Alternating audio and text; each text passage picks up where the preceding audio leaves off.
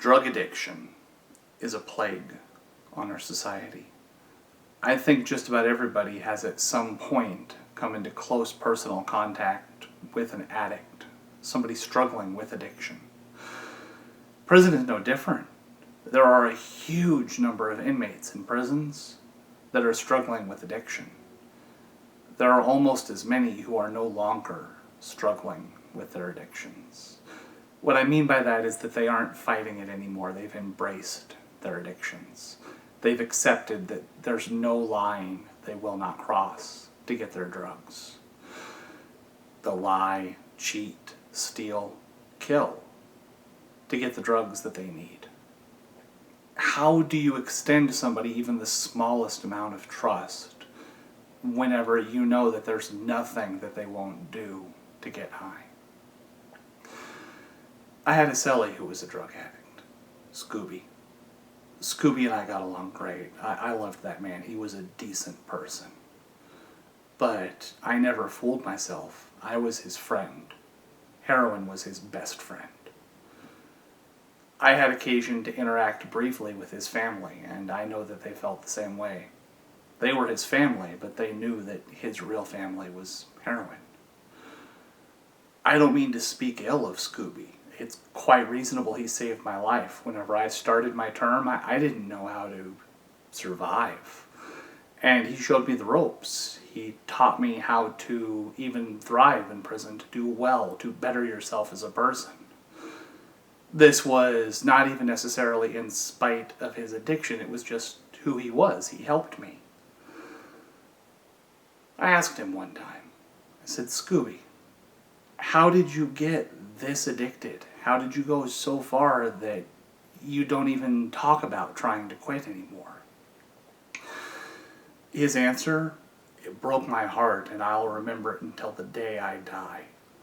He said to me, I remember one time I was sobering up. I'd been high for weeks, and I started coming to and thinking about where I was. I was leaning against a dumpster in an alley, and something stunk. And it wasn't the dumpster, it was me. I hadn't showered in over a week. I'd been too high, and I guess at some point I'd pissed myself. I didn't even know when. I just knew I smelled like piss. And I decided I was going to do a little shot, just to take the edge off. And as I'm preparing my dope, I realized where I'd gotten it, that I'd robbed my uncle, taken from him. He treated me like a son my whole life. I could have asked him for anything, and I know he would have given it to me, but I stole from him instead because it seemed easier. And I thought about putting the needle down, sobering up. Taking heroin is hard. It's like the worst flu in the world. You get the chills and the sweats, and your bones feel like they're on fire. And it would have taken days of that, but it would have been worth it, because I could have went to him sober and cried in his arms and apologized, and he would have seen that I meant it. But I already had that needle in my hand. And it would have been so hard to go and be a man, and instead I took the easy way out and put that needle in my arm. Every time since then that I've gotten high, that I've done something that I'm ashamed of, I've gone just a little further away from being the man who could have made the hard choice. Oh my God, that broke my heart. I wanted to give him a hug right then and help him do something for him. But I knew the only thing he wanted that I could do for him was to help him get drugs, because that was what made him feel better. It's what made him feel human. He was able to not smell himself, not be ashamed of himself, not be himself whenever he did that shot. Of course, not all drug addicts that I met were my best friends. They weren't all decent, wonderful people. There was a time that I broke my rule about giving instead of lending to a drug addict. There was a guy down the tier named Donnie, and honestly, I didn't dislike Donnie. He wasn't an evil person, but he was very much so an addict. And anytime that I saw that he looked a little hungry, I'd make up a soup and I'd take it out and I'd give it to him. Here, man, you want something to eat? And that was okay because I knew he couldn't find some way to trade that for drugs as opposed to almost anything else I could do for him. One day, Donnie came to my cell. He knocked on the door and he said to me something along the lines of, "Hey Aaron, I'm moving." And I went, "Oh, okay, Donnie, where are you moving to?" He went, "I'm going to another building. I'm out of here. You're not going to see me again." I told him, "Okay, good luck to you. I hope you do good." And he thought for a second and we got to why he was actually at my door. It was, "Hey, I owe some drug debts on the tier. Can I get $10 from you? Just $10, and that way I can pay off my debts, and I'll pay you back later, I swear." I told Donnie, I said, "Donnie, I know you were high a couple days ago, and I know you're going to be high in a day or two. If you can get the money to pay for drugs, you can get the money to pay for your drug debts. I can't lend you anything, man. I'm sorry." And he already had a plan. He looked to the side, and I saw that he had his TV sitting off to the side. And he told me, "Well, how about if I give you my TV as collateral? My TV's worth like $100, and you know I'm going to pay you the $10 back in just a day or two, but I need that $10 right now. Come on, please." I didn't want his TV. I had my own TV. But it was a legitimate form of collateral. He would definitely pay me that $10 back instead of not getting his TV. So I broke it down. I went and got $10 out of the locker. You understand, in prison you're not actually dealing with $1 bill and $10 bill. It was deodorant and some soups and a box of oatmeal or something like that. I put it in a little bag and handed it out to him.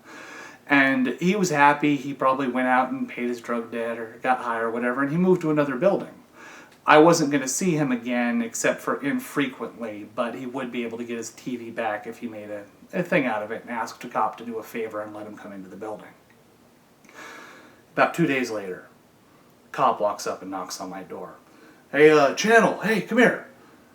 It's real unusual to have a cop just walk up to your door at random, and I'm concerned. I hop up. This could be bad news. I could be in trouble. I don't know. There's a lot of things. And I go, "Yeah, what's up, boss?" And the officer says, "Hey, inmate Vasco moved to another building and he told me he accidentally left his TV in here. Can you slide it out? Do you have it?" Donnie sent the cops to my cell to get his TV. To be clear, this is a major no-no, and I think anybody watching can understand why. I was a rule-abiding inmate, but I could have been in the cell making wine or doing drugs or making a knife or anything, and I could have ended up in an incredible amount of trouble, theoretically, because Donnie had sent the cops to my cell at the wrong time. It's simply not done. You don't do that. But this wasn't the time to address that. This was the time to just get the cop off my door. And of course, I told him, "Yeah, the TV's right here. Let me slide it out." And I gave the TV to the cop, and he delivered it to Donnie as a favor. The officers are often willing to do small things like deliver stuff back and forth for other inmates. Donnie took a big risk. I could have went to the shot caller and told him what happened, and Donnie would have gotten checked over that, no question. This was a major no-no. But Donnie was a good judge of character. He knew I was a nice guy. He knew I was a kind guy, and I didn't want him to get beaten up or worse over ripping me off for $10. I mean, I obviously wasn't going to get that $10 back, but I just sucked up the loss. And eventually, Donnie moved to another yard, and I thought I'd never see him again. Until about 10 years later. 10 years later, I was on an SNY yard, a sensitive needs yard. I'd told the cops that I couldn't be involved with the gangs and the racism and all that stuff, and that I'd rather go to an SNY yard, and they'd accommodated me. I saw Donnie on one of these yards, and I assumed it was because he'd done a similar thing, just told the cops, "Hey, I can't be here anymore." And that's what I assumed until I saw him take his shirt off. He was covered in stab wounds. He had about 15 gnarly stab wounds.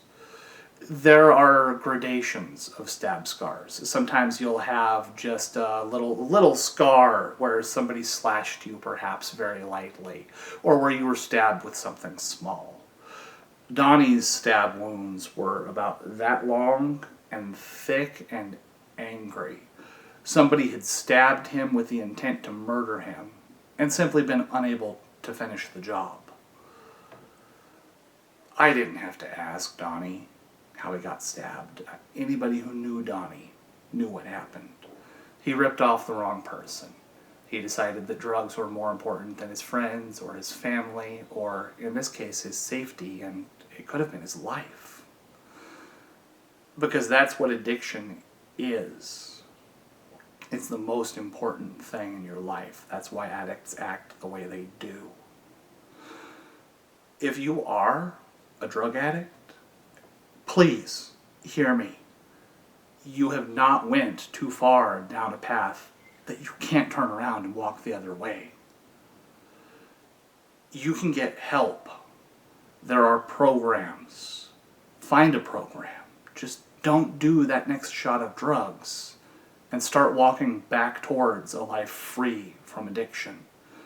You can't be happy and be an addict, and any addict knows that's true. If you are not a drug addict and you're watching this, again, please hear me. Don't do drugs.